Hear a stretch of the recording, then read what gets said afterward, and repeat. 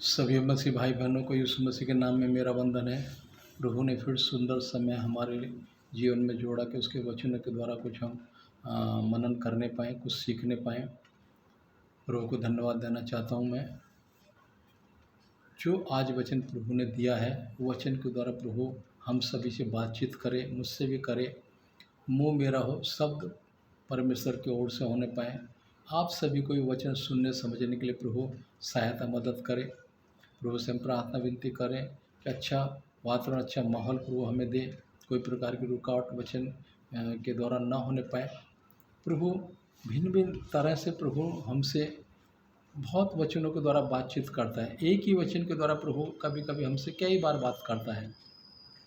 तो आज का वचन जो परमेश्वर ने दिया है हमारे लिए, उस वचन का हमारे जीवन में क्या महत्व है, आज थोड़ा सा हम देखेंगे। प्रभु ऐसे ऐसी चीज़ों का इस्तेमाल करता है जिनको हम कुछ महत्व नहीं देते। ऐसे ऐसे लोगों का प्रभु इस्तेमाल करता है जिनको हम कुछ नहीं समझते, क्योंकि हमारी नज़र में तो जो बड़े ओहदे वाले हैं, अच्छे लोग हैं, अच्छे ज्ञानवान हैं, उनको हम सोचते हैं कि ये हमको कुछ अच्छा देंगे, अच्छा सिखाएंगे। ऐसा ही बहुत जीव जंतु पशु पक्षी हैं, उनके बारे में हम सोचते हैं। हम अपने घर में उन्हीं पशु पक्षियों को रखते हैं जो हमको पसंद है, लेकिन जो हमको पसंद नहीं है उनको हम क्या रखते हैं? नहीं, हम उनको पालते भी नहीं हैं। लेकिन प्रभु ने वचन में हमने देखा है ऐसे लोगों का, ऐसे जीव जंतुओं का, पशु पक्षियों का इस्तेमाल किया है जिनको हम अपने जीवन में कुछ महत्व नहीं देते।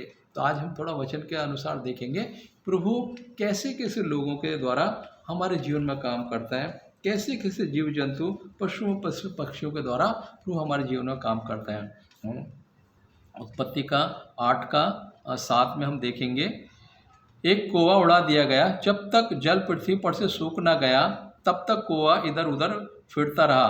फिर उसने अपने पास से एक कबूतरी को भी उड़ा दिया कि देखें कि जल भूमि पर से घट गया है कि नहीं। उस कबूतरी को पैर टेकने के लिए कोई आधार न मिला तो वह उसके पास जहाज में लौट आई, क्योंकि सारी पृथ्वी के ऊपर जल ही जल छाया था। तब उसने हाथ बढ़ाकर उसे अपने पास जहाज में ले लिया। आइए वचन के लिए प्रार्थना करेंगे। धन्यवाद सुंदर समय के लिए आपको धन्यवाद करते हैं प्रभु। आपने प्रभु जी सुंदर समय हमें दिया कि आपके वचनों के द्वारा मनन करने पाए, कुछ सीखने पाए। प्रभु जी वचन आपका है, सेवका ही आपके, सब कुछ प्रभु आपका है। प्रभु मुँह मेरा हो, शब्द आपकी ओर से होने पाए। मैं नहीं, मुझ में होकर आप बातचीत करना प्रभु जी। सारी बातों के लिए मान महिमा आदर गौरव आपको ही देते हुए प्रार्थना यीशु मसीह के पवित्र सामर्थ्य नाम में मांगता हूँ प्रभु जी। आमीन आमीन आमीन। देखिए यहाँ पर हम देख रहे हैं नूह के समय जल प्रलय परमेश्वर ने पृथ्वी पर लेकर आया। 40 दिन 40 रात तक पानी बरसा। प्रभु ने, उसके पहले हम पढ़ेंगे तो प्रभु ने नूह को आज्ञा दी, सब बनेले पशु पक्षी जीव जंतु में से 2-2 को तू अपने साथ में लेकर जाना। प्रभु उन सब को साथ में लेकर गया और उसके परिवार से 8 लोगों को लेकर गया, क्योंकि बाकी लोग आए नहीं।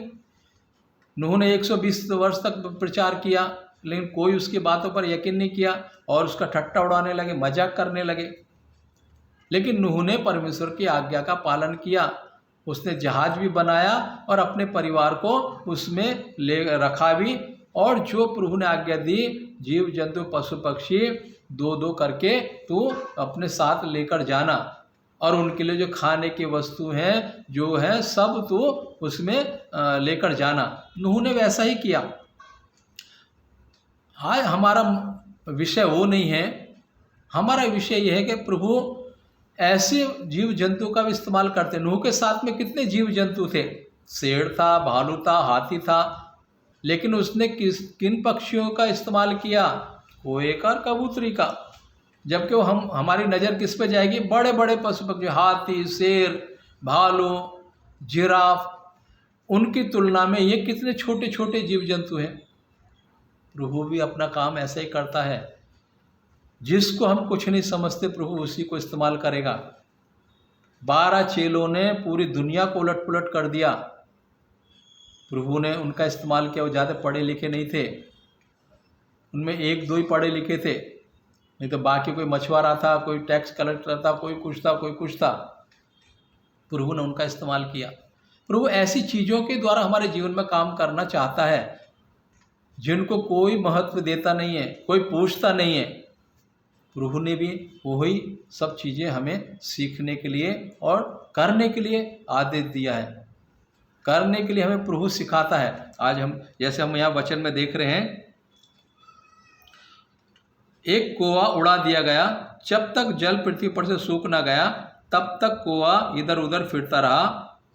फिर उसने अपने पास से एक कबूतरी को भी उड़ा दिया कि देखें कि जल भूमि पर से घट गया है कि नहीं। कौवे को उड़ा दिया, लेकिन कौवा वापिस क्यों नहीं आया? उसका कारण क्या? क्योंकि जल प्रलय के टाइम पे बहुत मनुष्य लोग मरे। प्रभु ने कहा मनुष्य को बनाकर मैं पछताता हूँ, इसलिए प्रभु ने सब नाश कर दिया। जो जहाज में नहीं चढ़े सबको प्रभु नाश नहीं किया। तो कौवे को खाने के लिए बहुत कुछ वहाँ मिला, वो वापिस क्यों जाएगा? जबकि जहाज में उसको सब मिल रहा था, लेकिन जब बाहर चला गया तो उसको और भी अच्छा अच्छा सब मिलने लगा, उसका मन पसंद। हम भी प्रभु में आने के बाद में हमारी भी दशा ऐसी हो जाती है। हम प्रभु में आ तो गए, लेकिन जब संसारिक सुविधाएं हमें सब प्रभु मुहैया करा देता है तब हम प्रभु से दूर होने लगते हैं। 40 दिन 40 रात तक कौवे को उसमें सुरक्षित रखा परमेश्वर ने, लेकिन जब उसको मौका मिला बाहर जाने का तो वो वापिस आया ही नहीं। ऐसे हमें भी जब मौका मिलता है संसार में जाने का तो हम भी प्रभु को छोड़ देते हैं, प्रार्थना में नहीं जाते हैं, प्रार्थना नहीं करते हैं, चर्च जाना छोड़ देते हैं। संसारिक बातों के लिए हमारे पास पूरा समय है, लेकिन प्रभु की उपस्थिति में बैठने के लिए हमारे पास समय नहीं रहता। तो आज हमारा जीवन ऐसा है क्या? तो हमें विचार थोड़ा करना पड़ेगा। लेकिन दूसरी हम देखते हैं, फिर उसने अपने पास से एक कबूतरी को भी उड़ा दिया कि देखें जल भूमि पर से घट गया है कि नहीं। उस कबूतरी को अपने पैर टेकने के लिए कोई आधार ना मिला तो वह उसके पास जहाज में लौट आई, क्योंकि सारी पृथ्वी के ऊपर जल ही जल छाया था। तब उसने हाथ बढ़ाकर उसे अपने पास ले लिया। कबूतरी को भेजा, लेकिन उसको भी वहाँ कुछ नहीं मिला, क्योंकि कबूतरी के खाने के लिए कुछ वहाँ पर है नहीं, क्योंकि वो मांसाहारी नहीं है। भूमि सूखेगी तो उसमें अंकुर पैदा होंगे, पेड़ पौधे पैदा होंगे, तो उसको खाने को मिलेगा। इसलिए वो वापस परमेश्वर के नूह के पास में आ गई, क्योंकि उसने नूह ने उसको भेजा। अगर वो वापस नहीं आती तो उसको पता कैसे पड़ता, मालूम पड़ता था। ऐसे ही परमेश्वर ने हमको अपने स्वरूप में बनाया है, ताकि जिस मनुष्य को मैंने बनाया है वो वापस मेरे पास आए लौटकर, जो आज्ञा मैंने उनको दी उसको पालन करे। नूह ने उसको भेजा इसीलिए कि पृथ्वी का वो जायजा लेकर आए सूखी है कि नहीं। वो वापस आई और नूह को मालूम पड़ा पृथ्वी अभी सूखी नहीं है। ये प्रभु हमारे जीवन में उदाहरण के द्वारा प्रभु बात करता है बहुत समय। फिर हम 10वें वचन में हम देखते हैं, तब और 7 दिन ठहर कर उसने फिर उसी कबूतरी को जहाज में से उड़ा दिया। 7 दिन के बाद फिर वो कबूतरी को उड़ा दिया। तो 7 दिन के बाद में वो क्या करती है, क्या संदेश लेकर आती है? और कबूतरी सांझ के समय उसके पास आ गई तो क्या देखा कि उसकी चोंच में जैतून का एक पत्ता है। उसकी चोंच में एक जैतून का पत्ता है। जैतून का पत्ता ये संकेत दे रहा है नूह को कि पृथ्वी सूख गई है और पृथ्वी पर अब पेड़ पौधे उगने लगे हैं। लेकिन कबूतरी वहाँ पर रही नहीं, वो पत्ते को वापस लेकर आई। हमको भी प्रभु ने जो जीवन दिया है, अपने स्वरूप में हमें बनाया है, हमें जैसा उसने पवित्र बनाया है, मैं पवित्र हूँ तुम भी पवित्र बनो। जैसा उसने हमको बनाया प्रभु हमें भी वैसा ही चाहता है। जब हम उसके पास जाएं, हमने अपने जीवन को यहाँ पृथ्वी में रहते हुए ऐसा हमने सुरक्षित रखा है, ऐसा पवित्र रखा है क्या? जैसे ही कबूतरी गई और जैतून का पत्ता लेकर वापस आई, वैसे ही हम प्रभु के पास जब जाएंगे तो प्रभु ने जो आज्ञा दी है हम उनका पालन कर रहे हैं कि नहीं, प्रभु वो देखेगा। अब प्रभु का आगमन दोबारा जो होने वाला है वो प्यार करने के लिए नहीं, अनुग्रह के लिए नहीं, न्याय के लिए प्रभु आएगा। तो हमारे कामों का हमें लेखा देना पड़ेगा, उसके द्वारा हमारा न्याय होगा। अगर हमने परमेश्वर के वचन के अनुसार अपने जीवन को बिताया है तो हम अनंत काल जीवन के भागीदार होंगे। जो स्वर्ग में घर बनाने के लिए प्रभु गया है और वायदा किया मैं तुम्हें उसमें बुलाऊंगा और उसमें तुम्हें रखूंगा, तब ये सारी कंडीशन हमारे जीवन में प्रभु लागू करेगा। जैसे कबूतरी वापस आई, नूह ने फिर उसको वापस छोड़ा नहीं क्या? नूह ने फिर वापस, हम आगे के वचन में देखते हैं, इससे नूह ने जान लिया कि जल पृथ्वी पर से घट गया है। इससे नूह ने जान लिया जल पृथ्वी पर से घट गया। फिर उसने 7 दिन और ठहकर उसी कबूतरी को उड़ा दिया और वह उसके पास फिर कभी लौट कर नहीं आई। फिर उसने 7 दिन बाद वो कबूतरी को उड़ा दिया, फिर उसके पास वो लौट कर नहीं आई, क्योंकि पृथ्वी सूख गई।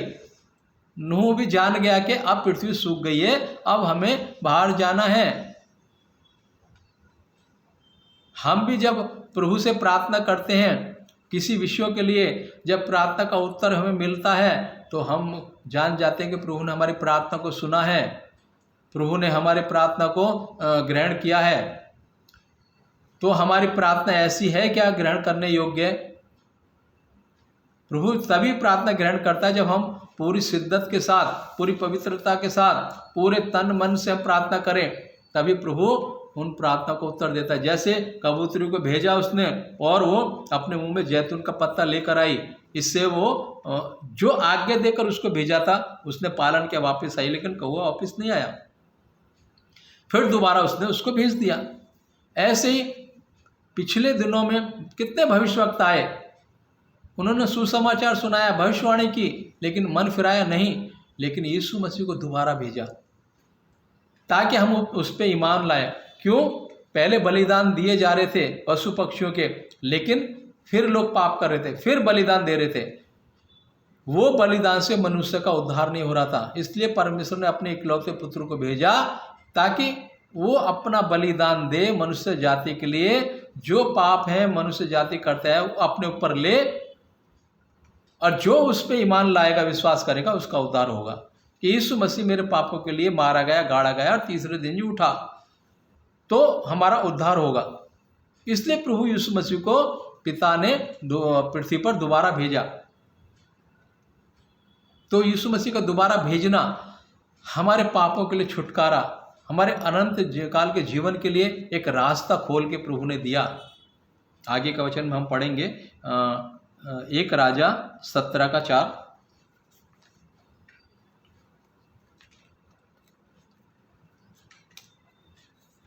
हालेलुया।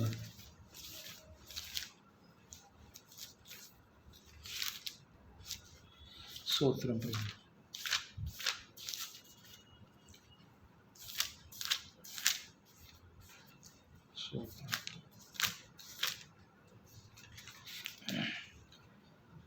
उसी नाले का पानी तू पिया कर, और मैंने कौवे को आज्ञा दी है कि वे तुझे वहाँ खिलाएं। देखिए, पहले कौवे को भेजा था, वापस नहीं आया, लेकिन अब उसी पक्षी का प्रभु इस्तेमाल किसके लिए कर रहा है? एलिया के लिए। जब अकाल आया, अकाल के समय एलिया के द्वारा प्रभु को बहुत काम कराना था, इसलिए प्रभु ने उसके लिए प्रबंध किया कि मेरा दास सुरक्षित रहे। उसको सुरक्षित रखना है तो उसको खाना भी चाहिए, पानी भी चाहिए, तभी तो मैं उससे अपना काम ले पाऊंगा। उसके लिए किसको चुना? कौवे को। जो कौवा नूह ने भेजा, वापस नहीं आया, लेकिन अब कौवा परमेश्वर की आज्ञा का पालन कर रहा है, उसको खाना ला के दे रहा है। एक दिन नहीं, हर दिन दे के जा रहा है, फिर वापस आ रहा है, फिर दे के जा रहा है, फिर वापस आ रहा है। कितने दिनों तक यही प्रक्रिया उसने निभाई, लेकिन एक समय में वो वापस लौट कर नहीं आया। प्रभु ऐसे ही लोगों का इस्तेमाल करता है। वो जो स्त्री थी, पूरे नगर की बदनाम स्त्री थी, प्रभु ने उसको जब सुसमाचार सुनाया, उसने पूरे नगर में जाकर सुसमाचार फैला दिया। नगर के एक लोग आया क्या, पूरा नगर प्रभु के पास आया और विश्वास किया कि यही मसीह है। ऐसे कौवा एक ऐसा पक्षी है कि वो लालची है, लेकिन वो चोंच में दबा के मांस और रोटी लेकर आ रहा है और उसको एलिया को दे रहा है। प्रभु ऐसे लोगों का इस्तेमाल करता है जिनको हम कुछ समझते नहीं। ऐसे पशु पक्षियों का भी इस्तेमाल प्रभु करता है। नूह के टाइम में कुएं का इस्तेमाल किया, वापस नहीं आया, लेकिन आज कुआं प्रभु का आज्ञाकारी हो रहा है। जैसे हम वचन में पढ़ते हैं, पहले पुत्र को बोला दाख की बारी में तू जा, उसने बोला नहीं जाऊंगा। दूसरे को बोला मैं जाऊंगा, लेकिन वो हाँ बोल के गया नहीं। लेकिन पहला वाला मना करके भी गया। तो कौन प्रभु का काम किसने किया? जो मना करके मन पश्चाताप करके वापस गया। हम भी प्रभु को जानने के पहले अन्य को पाप करते थे, लेकिन पश्चाताप करके जब प्रभु के पास आए तो प्रभु ने अपना बेटा बेटी बनने का हमें अधिकार दिया। इसी से हम जान पाते हैं कि प्रभु हमारे लिए इस पृथ्वी पर आया। दूसरी जगह हम देखेंगे तो कोई एक गाल पे मारते तो हम दूसरे गाल पे दो मारेंगे, लेकिन प्रभु ने क्या कहा? तुम अपने पड़ोसी के लिए प्रार्थना करो, अपने दुश्मन से प्रेम करो। ये तो उल्टा ही है ना। लेकिन प्रभु का आज्ञा ऐसे ही है। वो कुआं आज्ञा नहीं माना, लेकिन दोबारा उसको प्रभु ने वही काम करने के लिए भेजा और वो आज्ञा माना। जैसे पहले ने मना कर दिया, लेकिन फिर पश्चाताप करके वो गया, दाख की बारी में काम किया। लेकिन दूसरे ने हाँ बोला, लेकिन वो गया नहीं। एक वचन और हम देखेंगे, यूहन्ना 1:11-23। हालेलुया, स्तोत्रम। 11-23 थोड़ा देखेंगे। स्तोत्रम प्रभु।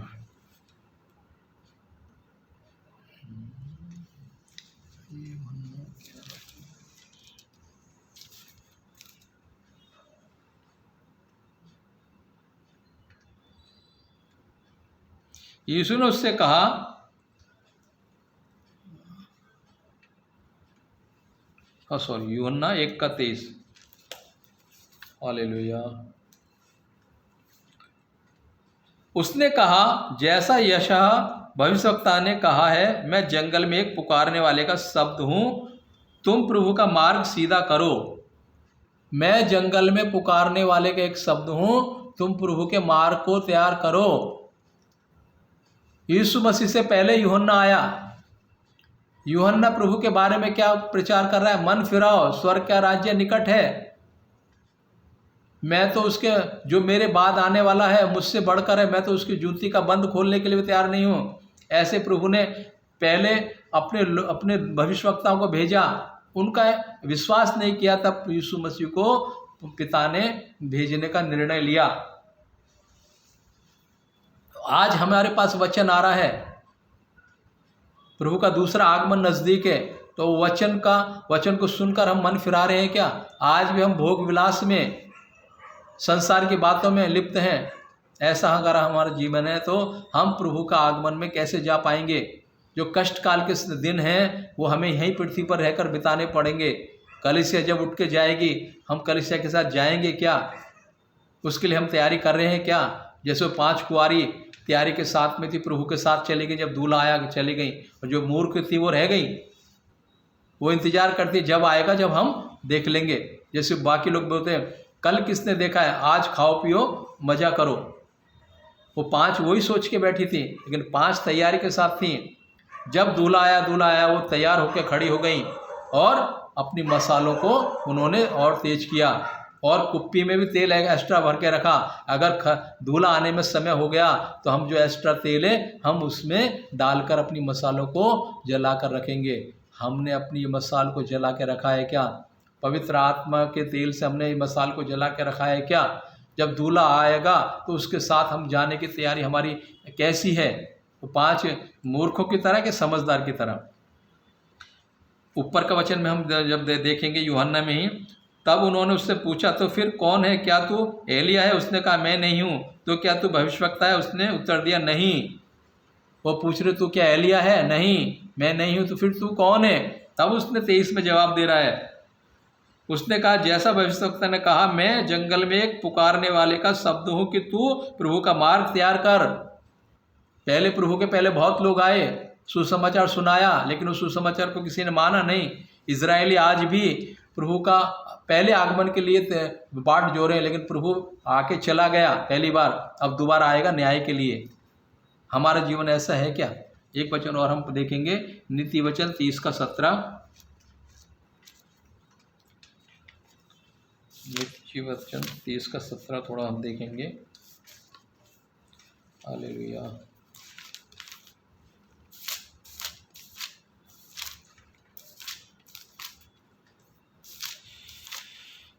पिता,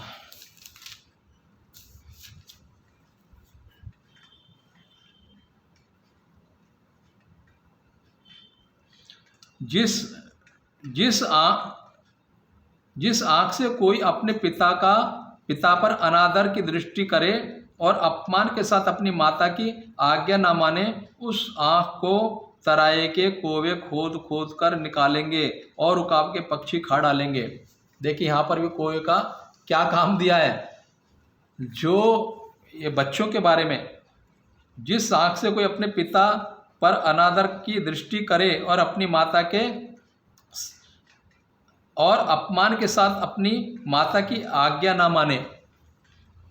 हमने प्रभु को नहीं देखा है, लेकिन हमारे जीवन में माँ पिताजी को रखा है। अगर हम उनका आदर कर रहे हैं तो हम अपने स्वर्गीय पिता का भी आदर करेंगे, क्योंकि उनके द्वारा प्रभु हमें इस पृथ्वी पर लेकर आया है। लेकिन हम उनका आदर नहीं कर रहे तो पिता का आदर कैसे करेंगे? तुमने जिसे देखा है उसका आदर नहीं करते तो मुझे मेरा आदर कैसे करोगे? अगर कोई ऐसा करता है तो प्रभु ने उसके लिए आज्ञा कह दी है कि कोई आके तराई के कोवे खोद खोद कर निकाल उस आँख को जो अपने माँ पिताजी की तरफ देखती है गलत दृष्टि से।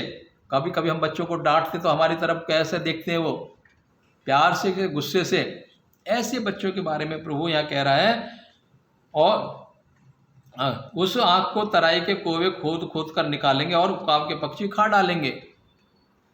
यहाँ कोए का प्रभु इस्तेमाल किसके लिए कर रहा है? जो उसकी आज्ञा का उल्लंघन नहीं करते, अपने माँ पिताजी का उल्लंघन नहीं करते। अगर उनकी आज्ञा का उल्लंघन नहीं उल्लंघन करते हैं तो परमेश्वर की आज्ञा का भी उल्लंघन करते हैं। अगर अपने माँ पिताजी की आज्ञा का पालन करते हैं तो जिसको उन्होंने नहीं देखा है उसका भी वो आदर करेंगे। तो हमें क्या करना है? हमें परमेश्वर की आज्ञा का पालन करना है कि अनादर करना है? अनादर करेंगे तो हमारे लिए वचन है। एक वचन और हम देखेंगे, लूका 12 का 24। हालेलुया, स्तोत्र।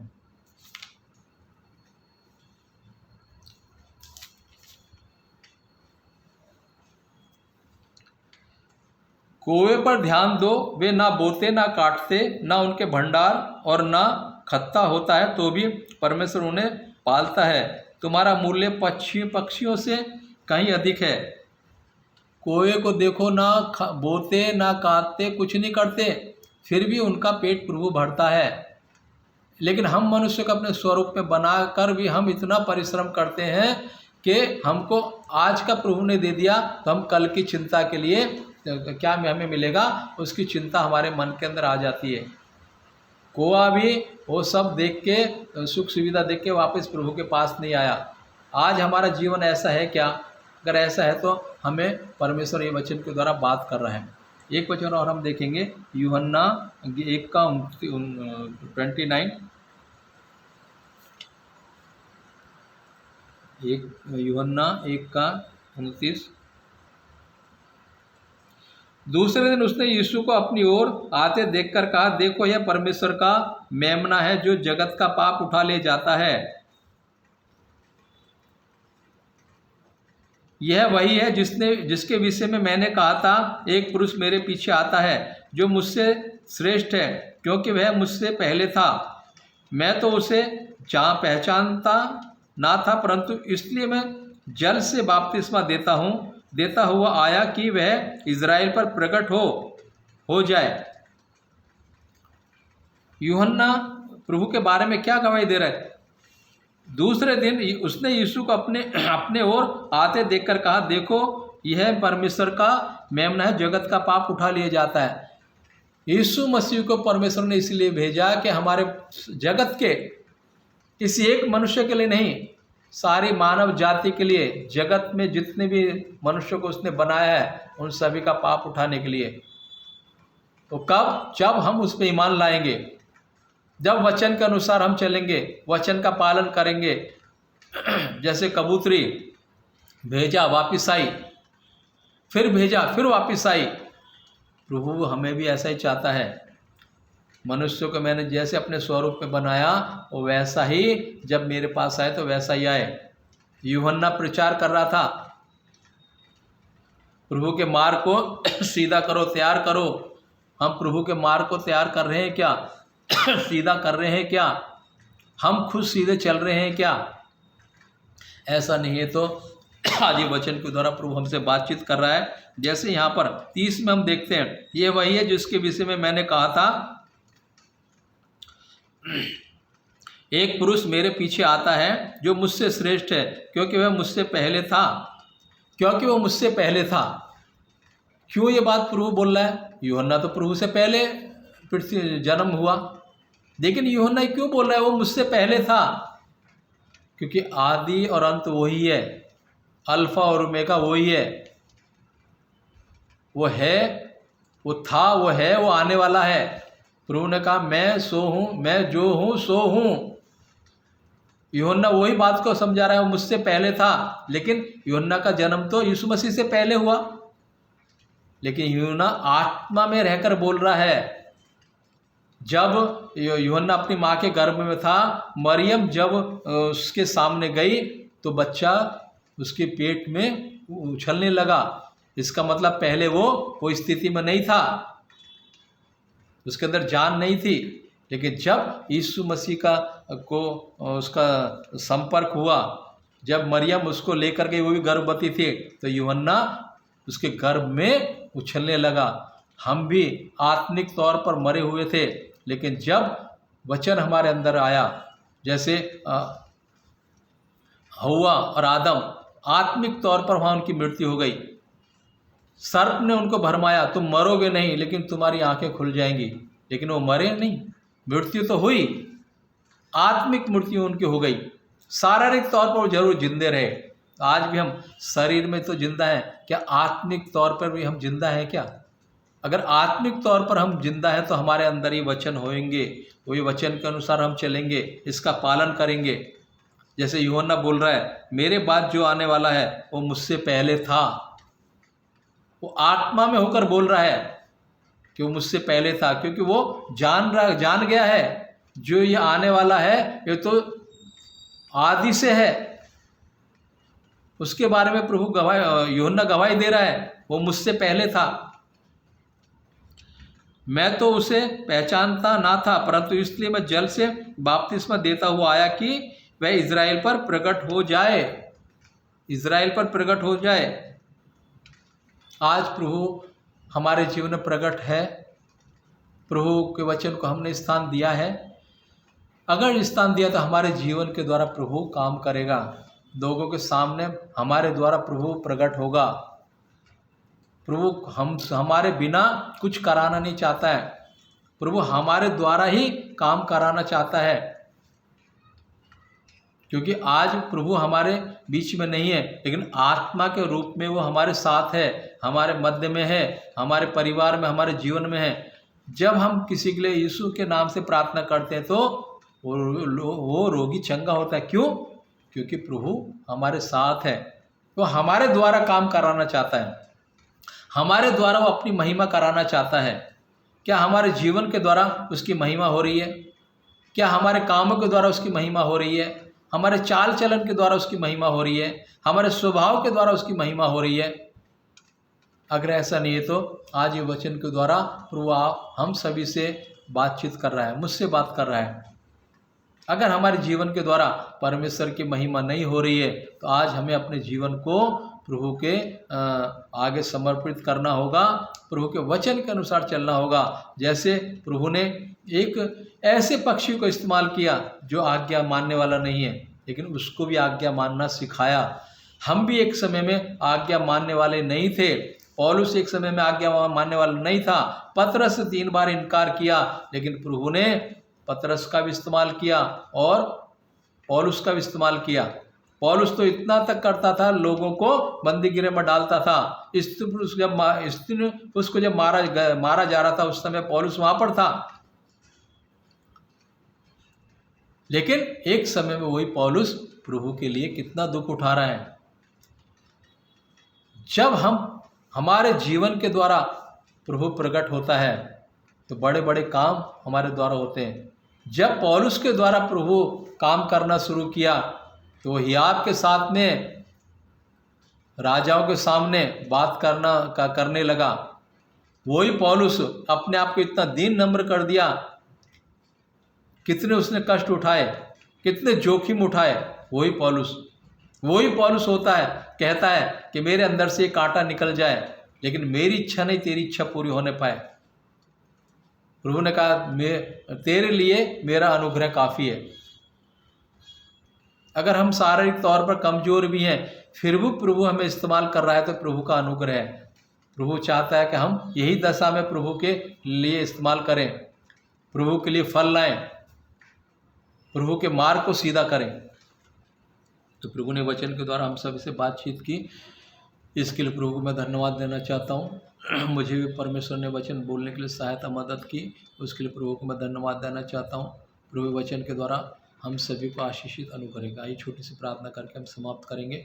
धन्यवाद प्रभु, धन्यवाद इस सुंदर समय के लिए प्रभु आपको धन्यवाद करता हूँ। प्रभु जी, आपने मुझे वचन बोलने के लिए सहायता मदद की, उसके धन्यवाद करता हूँ। वचन प्रभु हर एक के मन के अंदर, हृदय के अंदर जाकर कार्य करने पाए। जिस उद्देश्य के द्वारा प्रभु आपने वचन दिया है वो उद्देश्य पूरा होने पाए। प्रभु आज जो वो आपको नहीं जाने प्रभु जी, वो जानने पाए और पश्चाताप करके आपकी ओर वापस आने पाए। जैसे कबूतरी को भेजा प्रभु, पहले भेजा वो वापस आ गई, दोबारा भेजा वापस आ गई, तीसरी बार प्रभु वापस नहीं आई प्रभु जी। हाल कौवे को भेजा लेकिन वो वापस नहीं आया प्रभु जी। वो पिता पहले पुत्र को कहा तू जाकर दाख की बारी में काम कर, मना करने के बाद वो नहीं गया। दूसरे ने हाँ किया लेकिन वो भी नहीं गया, परंतु पहला हालेलुया ना करके भी प्रभु फिर आपके पास वो आपके काम के लिए वो गया प्रभु जी। प्रभु जो लोग पापी थे प्रभु जी, जो आपको नहीं जानते थे, परंतु जब पश्चाताप करके प्रभु आपकी ओर फिर कर आए प्रभु जी, आपने प्रभु जी उनका अपना बेटा बेटी बनने का अधिकार दिया। प्रभु प्रार्थना विनती करते हैं प्रभु, आज प्रभु जी वचन सुन के प्रभु अनेक लोग पश्चाताप करके मन फिरावट होकर आपकी ओर आने पाए प्रभु जी, उस स्वर्ग राज्य के वारिस बनने पाए जो अनंत काल की आशा प्रभु आपने हमें दी है। मैं तुम्हारे लिए घर तैयार करने जाता हूँ, जहाँ मैं रहूँगा वहाँ तुम्हें भी ले जाऊंगा। प्रभु वो आशा के अनुसार हम चलने पाए, वो आशा हमारे जीवन में होने पाए प्रभु जी। हाल जब यीशु मसीह का आगमन होगा, हम वो 5 कुआरे के समान नहीं जो प्रभु सोती रहीं, हाल उन 5 कुआरे के समान हम होने पाए जिन्होंने अपनी मसालों को भी जला के रखा और कुप्पे में भी तेल भर के रखा। प्रभु हमारा भी प्रभु जी जीवन वो प्रभु परिपूर्ण आत्मा से परिपूर्ण होने पाए, आत्मिक तेल से प्रभु हमारा जीवन लबालब होने पाए, भरपूर होने पाए। जब आपका आगमन हो प्रभु उसमें हम जाने पाए प्रभु जी। सारी बातों के लिए मान महिमा आदर गौरव आपको ही देते हुए प्रार्थना यीशु मसीह के पवित्र सामर्थ्य नाम मांगता हूँ प्रभु जी, आमीन आमीन आमीन। सब कुछ प्रभु यीशु मसीह के नाम। सभी को जय मसीह की मेरा सभी से निवेदन है, कृपया वीडियो वचन सुनकर औरों को भी शेयर करें ताकि और लोगों तक ये वचन पहुँचे। ज़्यादातर जो प्रभु को नहीं जानते आपके मित्र बंधु हैं उनको आप ये वचन भेजिए ताकि उनका मन फिरावट होने पाए, वो लोग यीशु मसीह को जानने पाए। सभी को जय मसीह की। धन्यवाद।